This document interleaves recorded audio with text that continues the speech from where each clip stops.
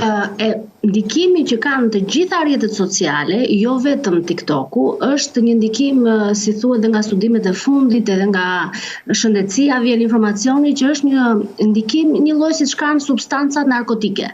Domethënë, varësia që krijohet është shumë e madhe.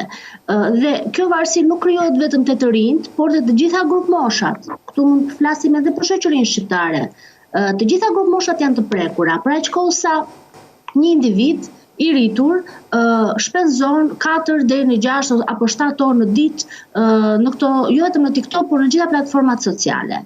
Kështu që impakti që krijon është i madh dhe duke marrë në konsiderat që një i rritur punon, ka një familje, ka fëmijë për të kujdesur apo anëtarë të tjerë, ka jetën e tij sociale dhe të mendosh që në një kohë 4 deri në 7 orë ti ta shpenzosh në rrjete sociale, do thotë që ti ke deficit këto pjesë të tjera të përgjegjësisë së tua si qenie sociale.